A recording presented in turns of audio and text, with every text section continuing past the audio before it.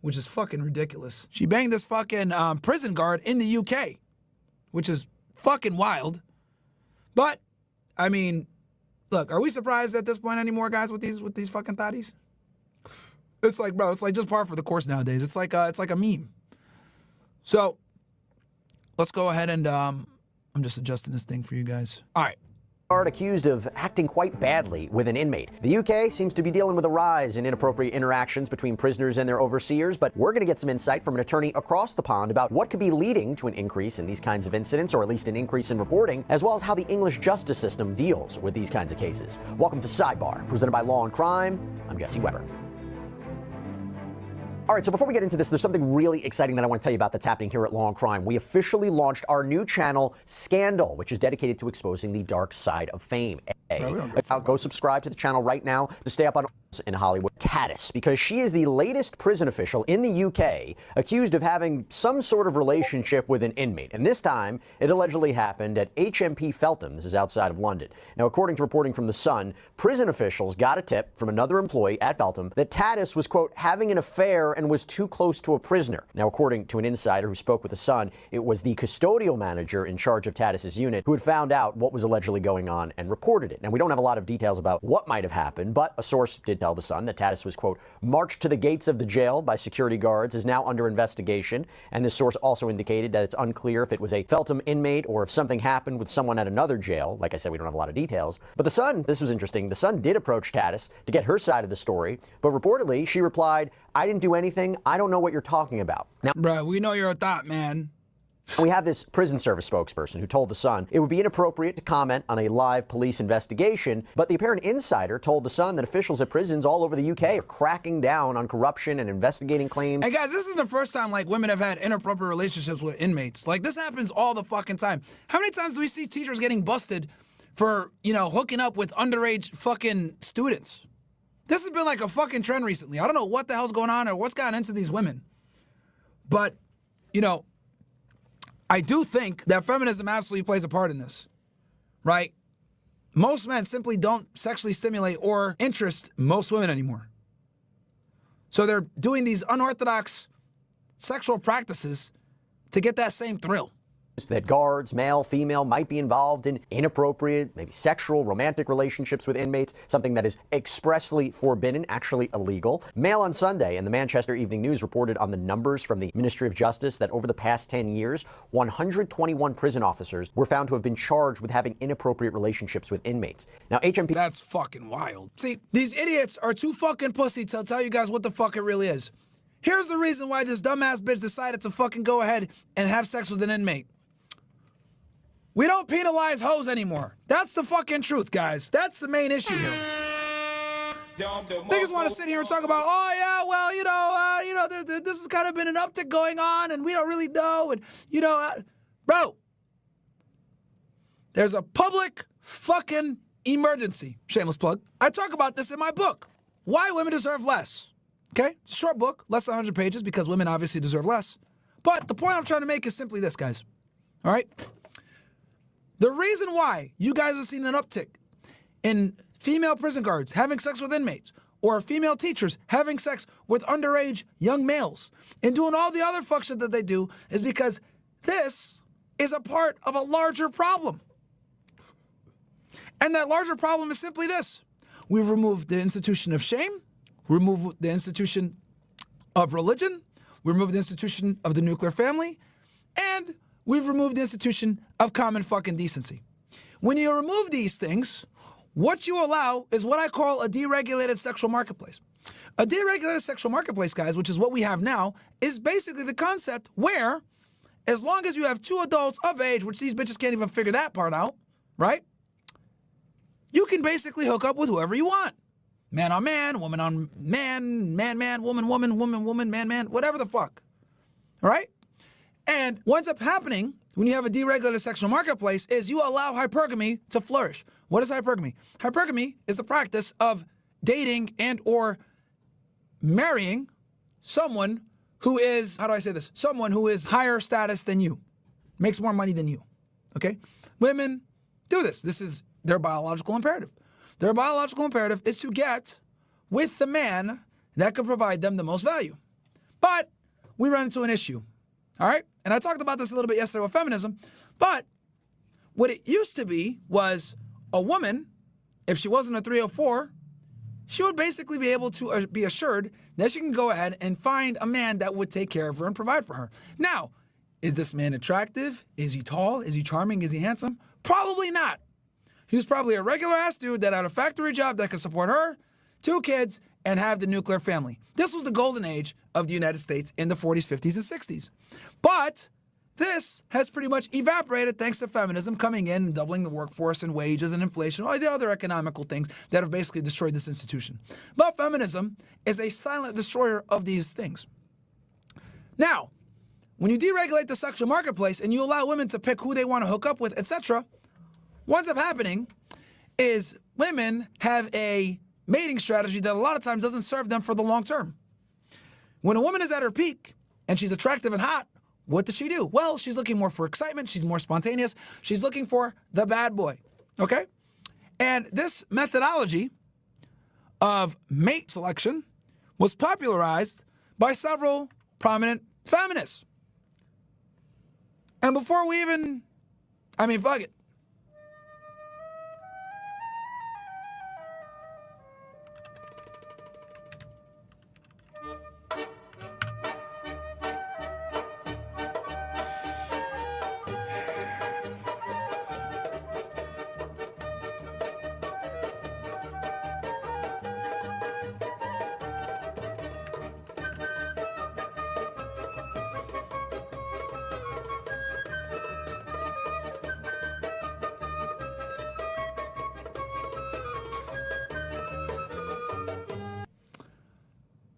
Need I say more? Anyway, this style of feminism, which encourages women to use their prime years to hook up with the bad boys while staving off the nice guy, has been extremely popular over the past several decades. Okay? And basically, and Sheryl Sandberg is the one that kind of coined this, right? Saying, oh yeah, pick the bad boys when you're young and hot and then go ahead and find, the nice guy later on in life when you're ready to settle down. She's one of the main people that popularized this style of mate selection that a lot of women deal with now. So what ends up happening to get this itch fixed, right, where women are able to date these bad boys, is in their prime years they look for the bad boys. Whether it's a fucking criminal at a jail, she's a prison guard, or a student that she might take a liking to, that she might teach, or other inappropriate relationships. But feminism has basically deregulated all of this. Because now that we've given women choice to pick who they want, sexually and marriage-wise, what ends up happening is they go off their emotions. And this is why arranged marriages were a thing for so long. The reason why arranged marriages were so wildly popular for literally centuries of human existence is because we understand that the female mating practices that they explore and they utilize aren't necessarily productive to them having long-term security. Because the bad boys that they're aroused by are also not the same guys that are going to provide for them long-term for a stable fucking relationship. Bomb drop, yeah, that's how it fucking goes. You want to get with the commitment-full bad boy who's tall and good-looking? Well, there's a bunch of other women chasing him, and he's more than likely not going to want to commit to your dumbass. Why? Because since you live in a deregulated sexual marketplace and men are struggling to get women when a guy is able to actually be able to have the sexual market value to get a bunch of women, guess what he does? He decides to not settle down. He ends up having a bunch of women. So what ends up happening is the majority of the women start searching for a minority of the men. These minority of men realize that they have the value and the leverage. So what do? They don't fucking commit. Then these dumbass bitches go on fucking TikTok wondering why they can't find a fucking guy and why are men not committing and all this other shit. But they don't realize that what they've inadvertently done through feminism and idiots like Sheryl Sandberg, etc., right? These idiots, Gloria Steinem and Sheryl Sandberg, who quite literally are some of the biggest fucking contributors to modern feminism as we fucking see it today. What they did not foresee was that when you give women this enormous amount of responsibility and power to pick their mate, guess what happens? Hypergamy prevails. And when hypergamy prevails, only a small percentage of men are deemed for them, in their eyes, or worthy, and a majority of the other men are left out. This is why, since the beginning of time, 40% of men, only 40% of men since the beginning of time have been able to procreate, whereas 90% of women have been able to procreate. And this has been how it's been since the beginning of time. Before inventions, before technology, it's just human natural selection. When you leave women to their own devices, they go for the best that they can. But unfortunately, most women don't qualify for the best that they can. They might get them for a night, they might get them for a week, they might get them for a month, they might get them for a year. But they typically can't secure the guy long fucking term. Because when men have options, what do? They explore those options. Ta-da! And it's because it is so fucking difficult for men to get sexual access. So when a man is able to get sexual access, guess what he does? He goes crazy. Let's go ahead and go into a dream scenario. Many of you are familiar with this analogy. I might even use it tonight, but who fucking knows? But there's a fucking candy store. Yeah, we're going there, niggas. There's a candy store, right?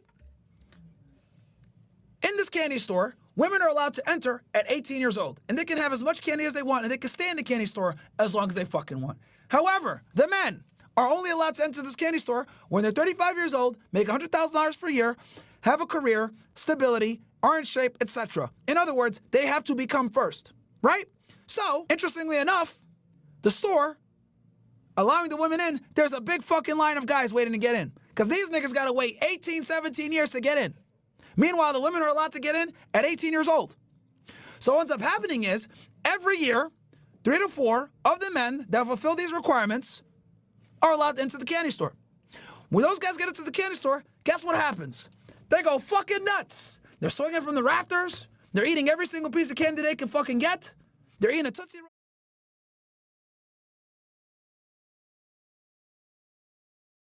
Interestingly enough, the store, allowing the women in, there's a big fucking line of guys waiting to get in. Because these niggas gotta wait 18, 17 years to get in.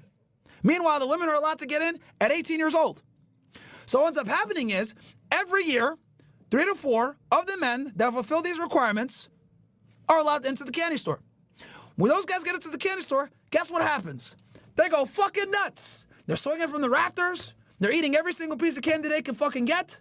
They're eating a Tootsie Rolls that some bitch dropped on the floor 10 years ago.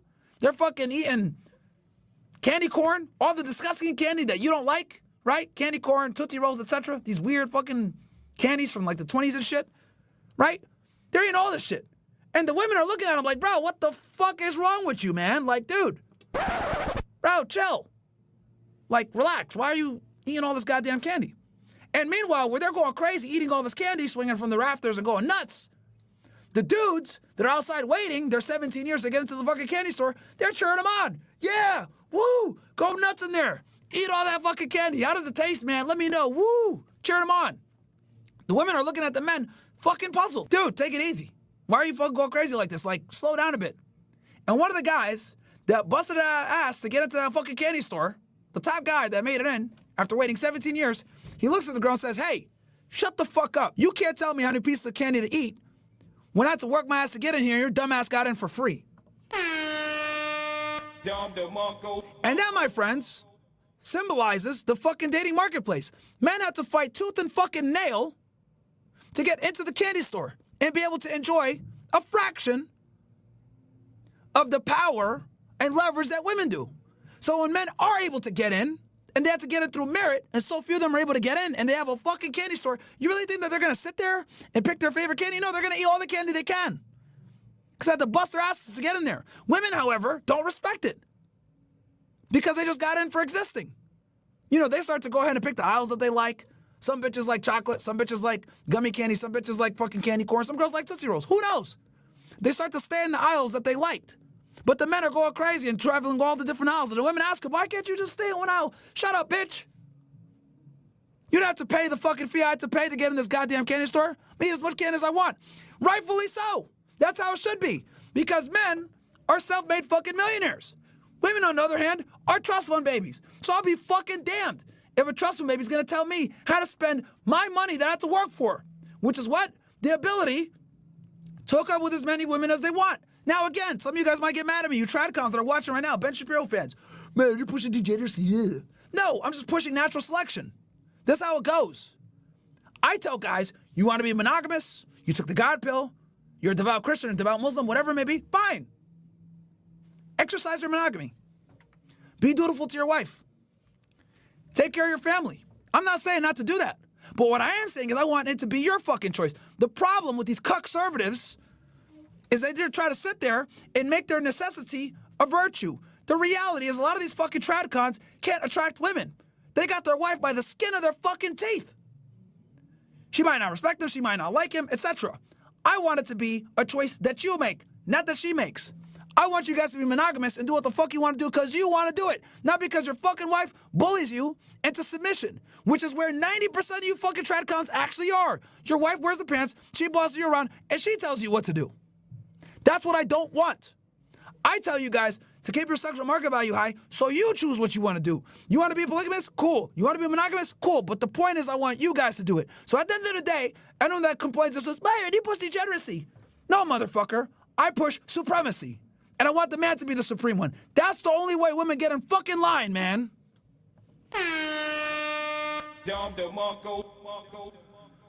And that's really the only way you're going to combat feminism.